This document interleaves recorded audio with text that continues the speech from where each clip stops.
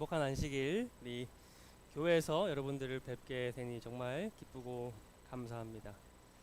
오늘 특창이 너무 감동적이었죠. 네, 주의 능력 안에서 우리의 모든 것을 할 수 있다는 것을 찬양하는 귀한 찬양이었습니다. 앞으로도 더 자주 이런 귀한 찬양 들었으면 좋겠죠. 네, 좋습니다. 오늘은 빛과 소금이 된다, 하나님 자녀로 산다 라는 주제로 말씀을 나누겠습니다. 먼저 오늘 본문의 말씀 함께 읽도록 하겠습니다.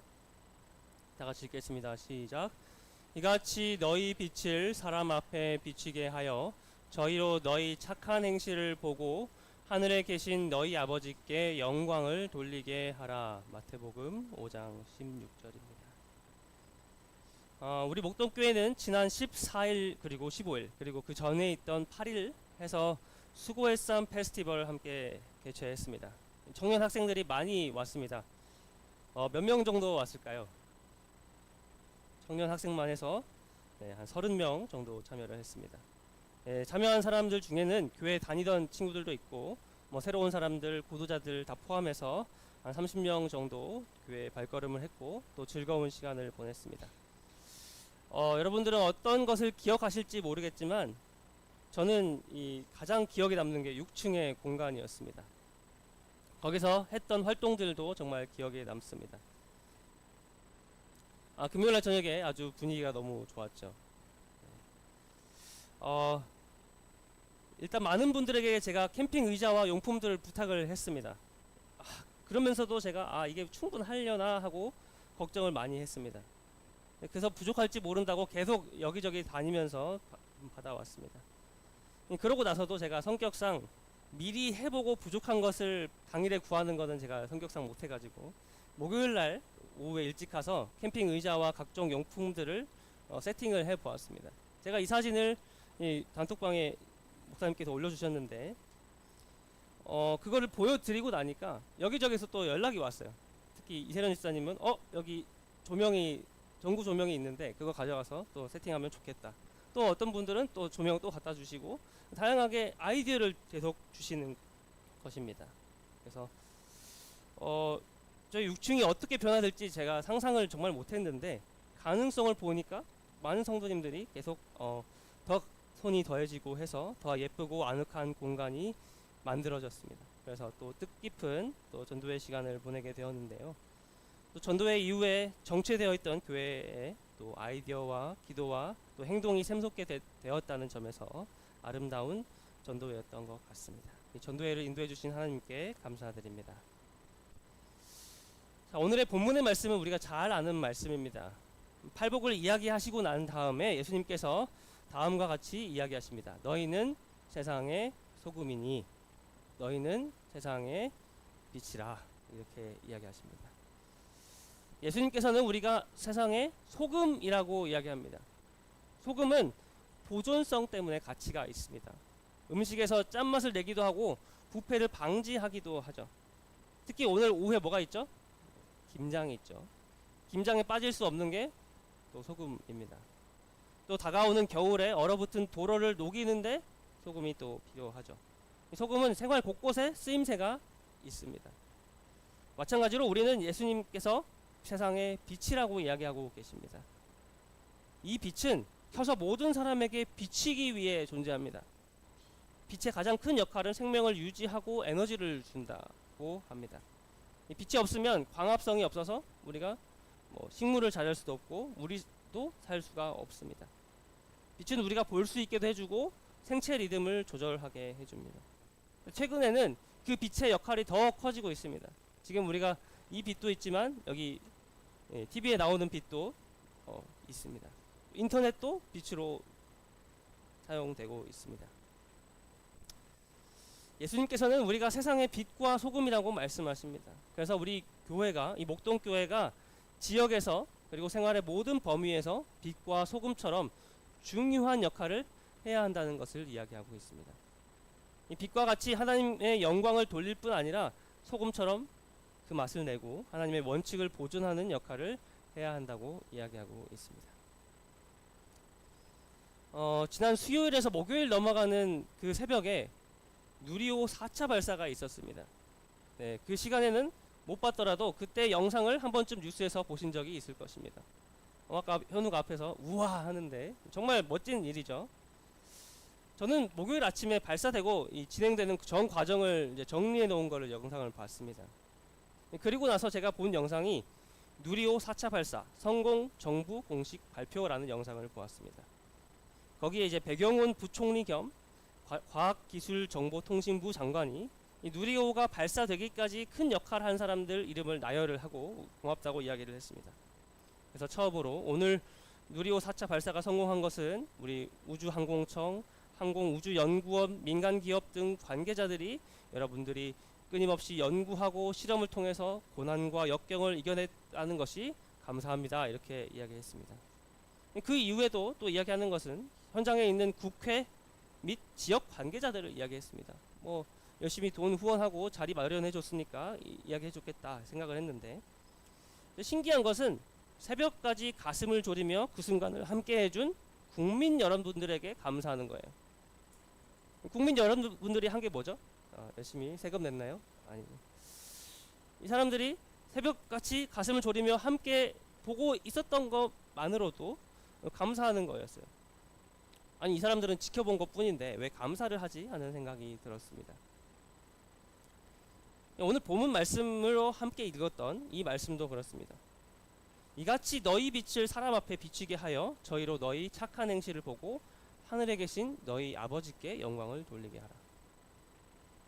너희 빛을 사람 앞에 비친 거는 우리인데 사람들이 우리의 행실을 보고 누구에게 영광을 돌려요?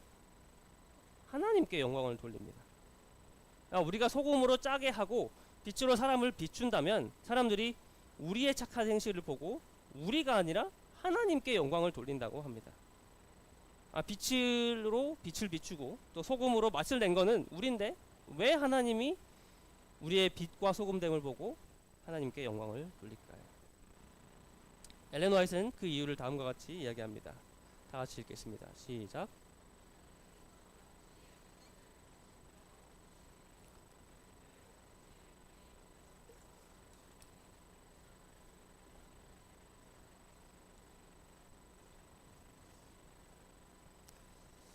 그러니까 영광을 하나님께 돌리는 이유는 우리를 빛과 소금으로서의 역할을 하도록 부르셨기 때문이라는 것입니다. 그러니까 하나님께서 우리를 빛이 되게 하시고 소금이 되게 하신 것은 우리가 하나님께서 사람들을 구원하는데 대리자가 되도록 하기 위해 부르셨기 때문에 하나님께서 영광을 받는다는 것을 이야기하고 있는 것입니다. 그러니까 하나님께서 구원을 하거나 사람들에게 은혜를 베푸실 때 사용하시는 하나님의 방법을 이야기하고 있습니다. 하나님께서 직접 이렇게 은혜를 베푸시고 사랑을 해주기도 하지만 꼭 누구를 통해서? 사람을 통해서 은혜와 구원이 전달되도록 하십니다. 사람이 그 통로가 돼서 사람들에게 전달하게 하신다는 것을 이야기하고 있습니다. 그렇기 때문에 우리가 빛과 소금으로 착한 행실을 하면 하나님께서 영광을 받을 수밖에 없습니다. 왜냐하면 우리가 그 은혜를 베풀면서 사는 것이 하나님께서 받은 것을 하나님께 받은 것을 전달하는 것뿐이기 때문입니다. 그런데 이것은 우리가 또 다른 한 면을 이야기하고 있습니다. 다 같이 읽겠습니다. 시작. 그리스도의 제자들이 빛을 전하는 자가 될 수 있었던 것은 그분의 생명을 받음으로써였다.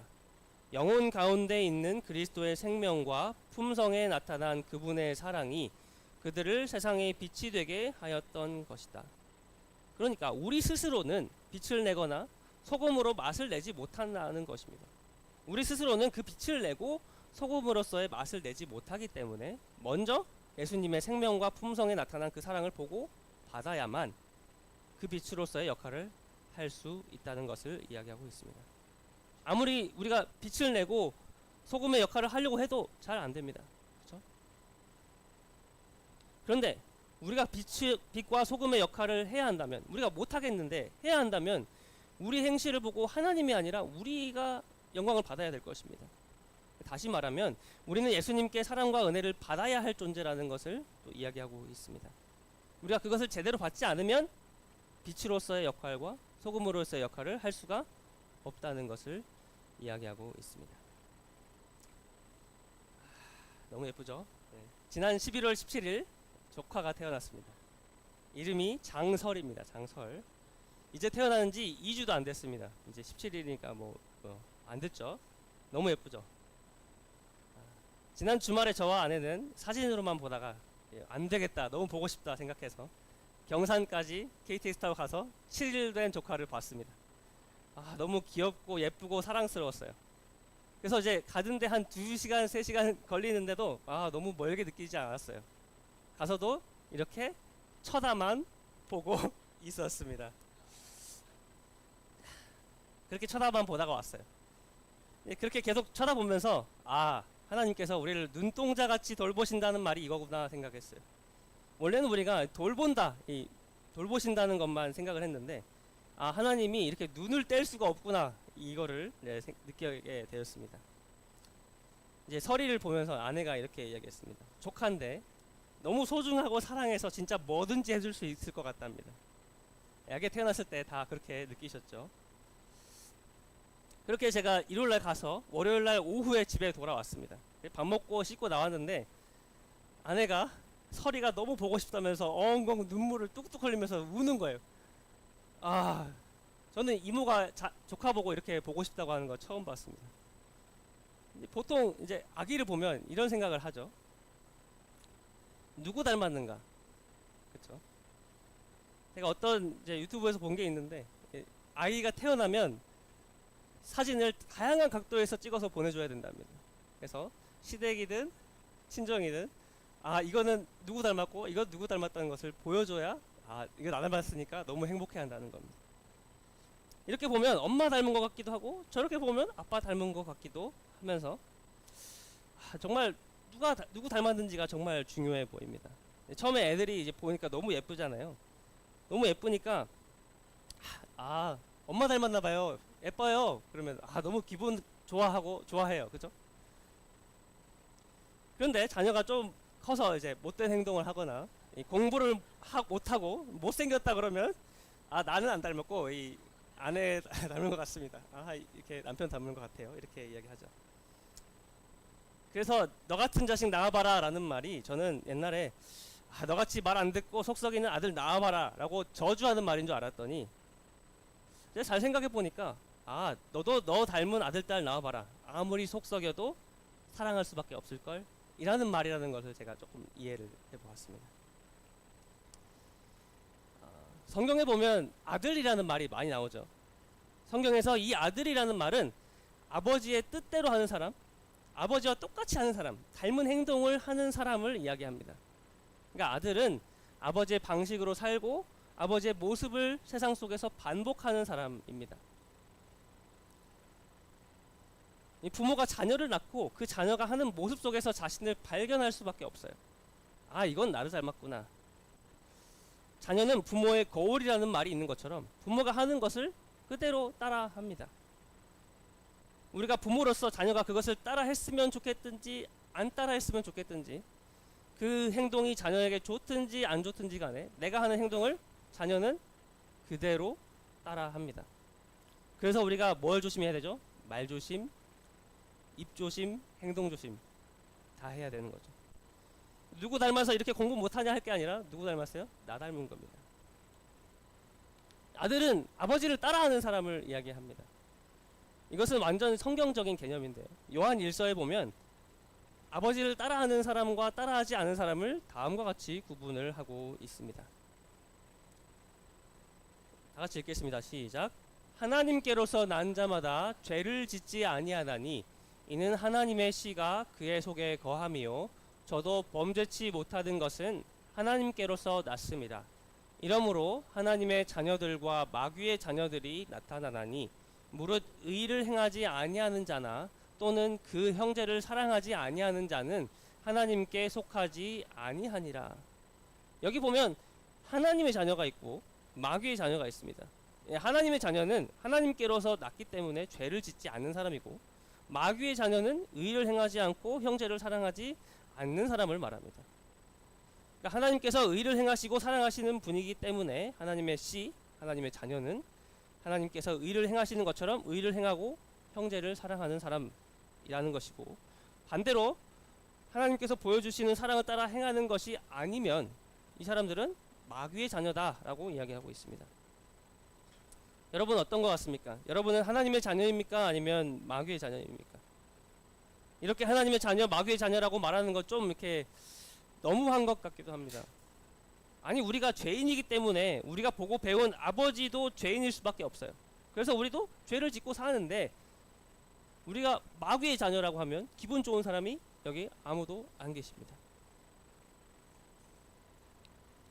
여기 하나님의 자녀가 되고 싶지 않은 사람 계십니까?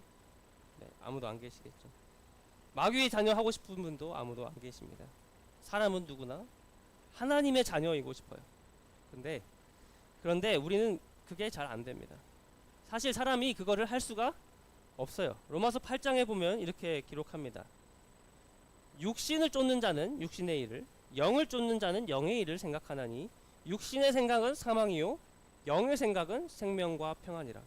육신의 생각은 하나님과 원수가 되나니 이는 하나님의 법에 굴복치 아니할 뿐 아니라 할 수도 없습니다.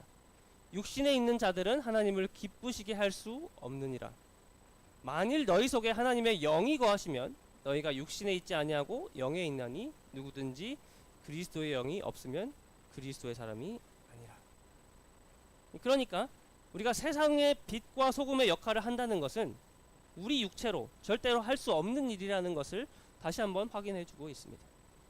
그렇게 육신에 있는 사람들은 하나님을 기쁘게 할 수 없어요. 하나님께 영광을 돌릴 수가 없습니다. 육신으로 하는 모든 일은 하나님께 영광이 되지 못합니다. 그런데 하나님께서 그렇게 우리를 창조하지 않으셨습니다. 오히려 우리는 하나님을 기뻐하게 할 수 있는 존재로 창조가 되었습니다.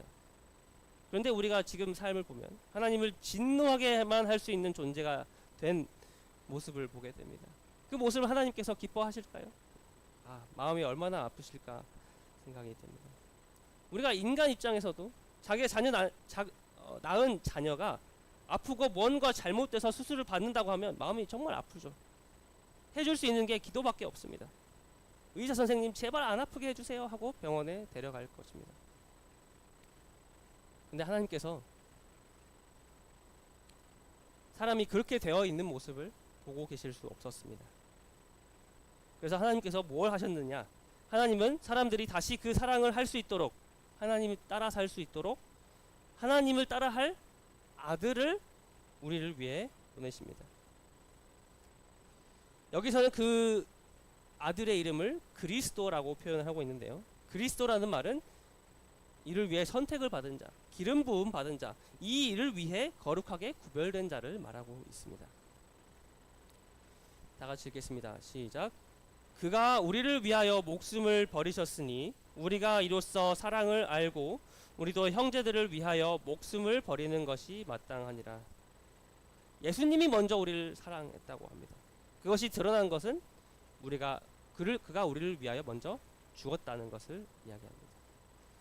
예수님도 같은 본성과 죄된 모습을 가지고 우리와 같은 상황이셨지만 하나님의 아들로서 하나님의 사랑을 드러내는 삶을 사시고 또 십자가에 돌아가셨습니다.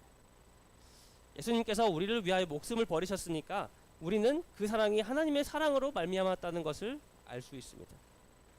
그렇게 십자가에 돌아가신 이유는 우리도 아들이 될 수 있게 하기 위함이었습니다. 그렇게 우리가 사랑을 알게 됩니다.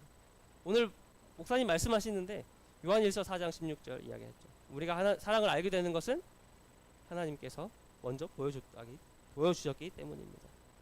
예수님께서 계명을 지키고 하나님을 사랑하셨으니 우리도 그렇게 할 수 있게 된다는 것을 우리가 알게 됩니다. 그 사랑을 맛본 사람들은 아들로 택함을 받았습니다. 다르게 말하면 사랑을 먼저 보여주신 이유가 그 사랑이 흘러가는 통로가 되도록 하기 위함입니다. 이 사랑을 맛보셨습니까? 예수님의 사랑 알고 계십니까? 잘 모르시는 것 같으니 성경 전체에 나오는 하나님의 품성에 대해서 먼저 간단하게 이야기를 해보겠습니다. 첫 번째, 바울은 헌신하는 사랑을 이야기하고 있습니다. 하나님께서 헌신하는 사랑으로 우리를 사랑하셨다. 우리 에베소서 5장 1절부터 2절 함께 읽겠습니다. 시작.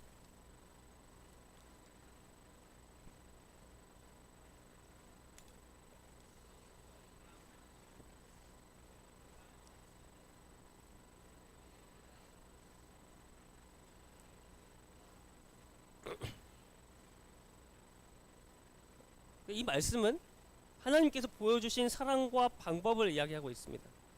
예수님께서 우리를 위하여 자신을 버리고 향기로운 제물과 생축으로 하나님께 드렸습니다. 이것은 사랑의 모습입니다. 하나님께서 하라고 하신 대로 하는 것, 그리고 자신을 버리는 이 사랑이 예수님께서 보여주신 하나님의 사랑의 방법입니다. 바울은 우리가 이 헌신하는 사랑을 본받는 자가 되어야 한다고 이야기하고 있습니다. 하나님께서 사랑하신 대로 사랑하고 따라하는 것이 이 사랑을 받은 우리가 아들로 부르심을 받고 할 수 있는 일일 것입니다. 그것이 우리가 부르심을 받은 아들로 선택을 받은 이유입니다. 예수님의 하나님의 두 번째 품성입니다. 자비와 인자입니다. 누가복음 6장 35절 36절입니다. 오직 너희는 원수를 사랑하고 선대하며 아무것도 바라지 말고 빌리라. 그리하면 너희 상이 클 것이요 또 지극히 높으신 이의 아들이 되리니 그는 은혜를 모르는 자와 악한 자에게도 인자로우시리라. 너희 아버지의 자비하심과 같이 너희도 자비하라. 이 원수를 사랑하고 사람들을 착하게 대하고 돌려받을 것을 기대하지 않고 빌려주는 것을 말하고 있습니다. 이거 우리가 세상에서 잘 하는 거래는 아닙니다. 원수는 봐야 돼요, 안 봐야 돼요? 원수는 안 보는 게 좋죠. 사람들에게는 굳이 착하게 할 필요가 있어요, 없어요? 그냥 남에게 피해만 안 주고 살아도 됩니다. 돌려받지 않을 돈을 빌려주는 것은 정말 이상한 일입니다. 친구 사이에 돈 거래를 하면 안 됩니다. 그것이 세상의 법칙이에요. 그런데 오늘 말씀은 이상하게 그렇게 하면 우리의 상이 클 것이라고 이야기하고 있습니다. 우리가 이 일들을 해야 하는 이유가 뭐라고요? 지극히 높으신 이 하나님의 아들이라 일컬음을 받게 되는 것입니다.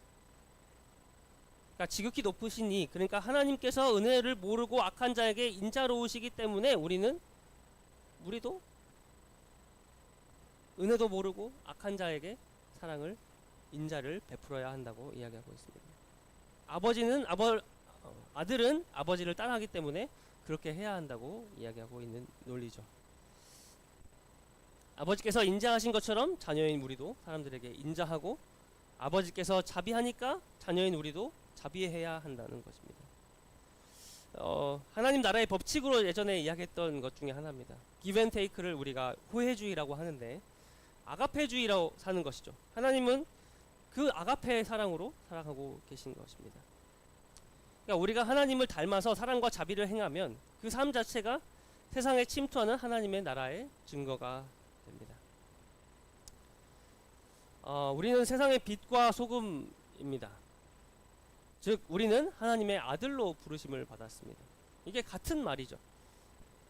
우리가 전에는 어둠이었고 맛을 낼 수 없는 존재였지만 우리는 주 안에서 빛이 되고 소금이 되었습니다.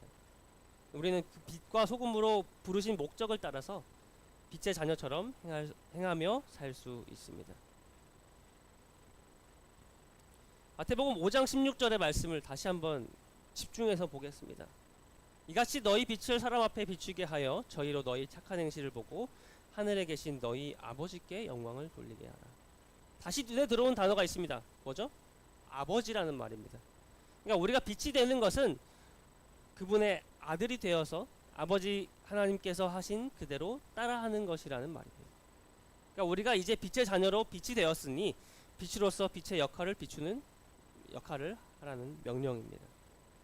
우리의 빛의 열매인 착한 행실을 보여준다면 사람들은 사람이 할 수 없었던 그 착한 행실을 보고 사람들이 아니라 하나님께 영광을 돌리게 됩니다. 이제 결론을 내리면서요. 빛의 자녀가 되기 위해 무엇을 해야 할까요? 라고 이야기를 하면 보통 기대하는 말씀이 있으십니다. 성경을 읽으시고 기도를 열심히 하시고, 물론 중요하죠. 성경 열심히 읽고 말씀을 읽어야 그 빛을 받을 수 있다는 것은 우리가 다 잘 알고 있습니다. 근데 이 말이 더 이상 우리에게 뜨겁지 못하게 다가오는 이유는 우리가 미지근한 상태이기 때문입니다. 그래서 다르게 이야기를 해보려고 합니다. 하나님의 사랑으로 먼저 여러분을 채우게 되길 원합니다. 제가 읽겠습니다. 사랑은 마음을 가득 채울 때 다른 사람들에게로 흘러가게 될 것이다. 그것은 그들로부터 받는 호의 때문이 아니라 사랑의 본질이 원래 활동하는 것이기 때문이다. 사랑은 품성을 개조하고 충동을 억제하며 적의를 제거하고 애정을 고상하게 해준다. 이 사랑은 우주와 같이 넓으며 천사들의 그것과 조화를 이룬다. 마음 가운데 사랑을 간직하면 그것은 온 생애를 즐겁게 해주고 온 누리를 그 고유의 행복으로 덮어준다. 다 같이 읽겠습니다. 시작. 우리로 세상의 소금이 되게 할 수 있는 것은 이 사랑, 바로 이 사랑뿐이다. 그러니까 우리가 세상의 소금이 되고 빛이 되게 할 수 있는 유일한 방법은 우리 마음에 그 사랑이 채워지는 겁니다. 우리 애정 결핍을 달고 사는 요즘 세상의 사람들은 밑 빠진 독과 같습니다. 이 밑 빠진 독에 물을 채우려면 어떻게 해야 될까요? 네, 바로 그 밑 빠진 독을 바다에 던져 넣는 겁니다. 아무리 사랑을 부어도 그것이 사랑인 줄 모르고 그 사랑이 충분한지도 몰라요.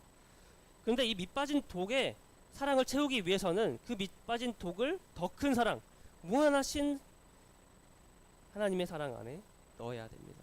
그래야 그 사랑이 넘쳐날 수 있어요. 이 활동하는 사랑, 품성을 개조하고 충동을 억제하며 적의를 제거하고 애정을 고상하게 해주는 그 사랑이 우리 마음에 가득하게 되길 간절히 원합니다. 세상 어디에서도 채울 수 없습니다. 그 사랑은. 그 사랑이 어디 적혀 있어요? 여기 적혀 있습니다. 여기. 근데 그 사랑이 감화력을 발휘하고 충만하게 넘치도록 하기 위해서 다음 단계가 있습니다. 다 같이 읽겠습니다. 시작. 우리가 인류의 축복과 향상을 위하여 감화력을 발휘하는 것은 그리스도에 대한 우리의 자신의 희생과 헌신에 비례된다. 현장에서의 봉사와 진실한 사랑, 그리고 실제적 경험이 없으면 도와줄 수 있는 능력은 물론 하늘과의 연결과 생애를 통해 발산하는 그리스도의 향기를 가질 수 없다. 이 책을 읽기만 해서는 우리가 그 사랑을 채울 수가 없습니다. 채워질 수 없습니다. 우리가 인류의 축복과 향상이라는 영적 감화력을 발휘하기 위해서는, 즉 사랑이 흘러가도록 하기 위해서는 우리의 희생과 헌신이 필요하다고 이야기합니다. 예수님께서 보여주신 사랑을 따라서 해야 되는 겁니다. 그것이 자녀되는 길이니까 그렇습니다. 이 교회에서, 직장에서, 가정에서 봉사하면서 진실한 사랑을 하는 것이 실제적인 경험이 될 것입니다. 그런 경험이 없이는 하늘이라는 사랑의 무한의 보고에서 나오는 이 파이프라인을 연결할 수가 없습니다. 아니, 연결할 필요를 느낄 수가 없어요. 이렇게 작은 항아리가 있다고 생각해 보겠습니다. 이 작은 항아리는 하나님께서 금방 채우실 수 있습니다. 그런데 우리가 그 사랑을 계속 나눠주지 않으면 하나님의 사랑을 더 받을 수도 없습니다. 왜냐하면 이 항아리는 밑빠진 독이기 때문입니다. 계속 빠지게 되어 있습니다. 그래서 일주일 전에 교회에서 말씀 들어서 이 정도 채웠으니까 이 정도 있으면 됐어 라고 충분하다고 생각을 한다면, 기억해야 할 것은 이게 계속 밑빠진 독이라 계속 빠질 거라는 겁니다. 그런데 어떻게 되면 이 작은 항아리가 커질 수 있느냐? 연결이 되어 있으면 흘러 넘치니까 파이프라인이 계속 두꺼워지고 우리의 그릇도 커지게 된다는 원리입니다. 그러니까 행동하는 사람, 사랑을 경험하고 실천하는 사람은 더 많은 사랑을 하나님께 받고 더 많은 사랑을 나눠줄 수가 있게 된다라는 것입니다. 하나님의 자비와 선하심에 대한 오해와 흑암이 가득한 이 세상에서 이 마음속에 불타는 거룩한 사랑과 생애는 오직 예수님을 닮은 모습 속에서만 드러납니다. 그것이 하나님의 나라의 원칙입니다. 사람들은 오직 우리의 행동과 우리의 모습을 통해서만 하나님을, 그리고 하나님 나라를 이해할 수 있습니다. 그렇게 할 때 사람들은 하나님의 모습을 따라하려는 사람들이 모인 교회라는 하나님의 나라의 탁월함을 느끼게 된다라고 이야기하고 있습니다. 그러니까 우리가 그 일을 소금으로서 빛으로서 하지 않으면 아무도 하나님 나라를 이해할 수도 없고 그 탁월함을 느낄 수도 없습니다. 그것이 우리가 맡은 사명입니다. 다 같이 읽겠습니다. 지난 부분만 함께 읽어주시면 되겠습니다. 그리스도의 사랑은 파급적이며 진취적이다. 그러므로 그것이 우리 마음에 있으면 반드시 다른 사람에게로 흘러가게 마련이다. 우리는 그들과 더욱 가까이 접촉하게 될 것이고 그들의 마음은 우리의 이타적인 관심과 사랑에 의해 뜨거워질 것이다. 진실한 신자들은 목표로 하고 있는 영혼들에게 침투해 들어가 새로운 도덕적 능력을 제공하는 생명력을 발산한다. 다 같이 읽겠습니다. 시작. 변화시키는 일을 하는 것은 사람 자신의 능력이 아니고 생명의 능력이다. 예수님의 사랑은 파급적이고 진취적입니다. 우리가 하나님 나라의 확장성 이야기할 때 이야기했습니다. 그 사랑은 우리가 하나님의 사랑을 다른 사람에게로 흘러 넘치게 합니다. 그들의 마음은 우리의 이타적인 관심과 사랑에 부담스러워하기보다는 같은 사랑으로 뜨거워지게 된다. 이렇게 이야기하고 있습니다. 그런데 우리가 기억해야 될 것은 이겁니다. 이런 변화가 일어나게 하는 것은 사람 자신의 능력이 아니라 성령의 능력이라는 것입니다. 우리는 빛과 소금이 아니지만 성령께서 그 능력으로 우리를 참된 빛과 소금으로 만드십니다. 그러면 실용적으로 우리가 뭘 할 수 있을까? 어떻게 그 사랑을 채우고 자비를 나타낼 수 있을까? 첫 번째로 가정에서 자비하라는 것입니다. 이 원수를 사랑하라는 말씀은 일상에서 가장 어려운 사람, 곧 가장 가까운 가족에게도 적용될 수 있습니다. 오늘 집에 돌아가서 나의 인내심을 가장 시험하는 가족 구성원에게 돌려받을 것을 기대하지 않고 친절을 베풀어 보는 겁니다. 예를 들면 배우자의 짜증에 무조건적으로 자비롭게 대하기, 잔소리 대신 긍정적으로 말 한마디 하기, 이런 것들이 있습니다. 가정에서 친절하게 하는 것으로 우리는 하나님의 사랑을 보여줄 수 있습니다. 두 번째로 직장, 학교에서 빛이 되는 겁니다. 우리의 착한 행실이 하나님께 영광을 돌리게 합니다. 우리 한 주간 동안 직장에서, 학교에서 우리가 정직함과 탁월함의 빛을 비추게 되길 바랍니다. 구체적으로 어떻게 하면 좋을까요? 아무도 보지 않는 곳에서 정직하게 일 처리하기, 동료가 어려움을 겪을 때 이타적인 관심으로 도와주기, 오늘 나는 이 환경에서 하나님의 사랑을 전달하는 파이프라인이다 라고 다짐해 보는 것입니다. 세 번째로 사랑을 채우는 시간을 갖는 것입니다. 이 밑빠진 독에 물을 붓지 않기 위해서 매일 아침에 또는 저녁에 5에서 10분 정도 무한한 하나님의 사랑의 근원에 머무는 시간을 가져야 됩니다. 이 밑빠진 독이 하나님 사랑에 들어갔다 나와야 조금이라도 흘러 넣을 수 있겠죠. 성경 말씀을 통해서 그 사랑을 받고 간절한 기도를 하게 되시길 간절히 원합니다. 또 자세한 것들은 주보에 적어 두었습니다. 함께 보고 해보시면 좋겠습니다. 예수님께서는 우리를 세상의 빛과 소금으로 또 하나님의 자녀로 부르십니다. 그것은 우리가 하나님의 사랑과 구원을 보여주어서 사람들이 우리의 모습을 보고 하나님께 영광 돌리게 하기 위함입니다. 하지만 우리가 그 스스로 빛과 소금, 하나님의 자녀의 역할을 하도록 부르신 것이 아닙니다. 하나님께서는 먼저 그 사랑을 우리에게 먼저 주셨고 그 사랑을 우리 마음에 채우게 되어야 합니다. 그렇다면 그 다음의 일은 성령께서 하시는 것입니다. 우리 마음에 하나님의 사랑이 가득하여 넘쳐 흘러서 사람들에게 빛과 소금의 역할을 하게 되는 저와 여러분이 되길 바라면서 말씀을 마치겠습니다.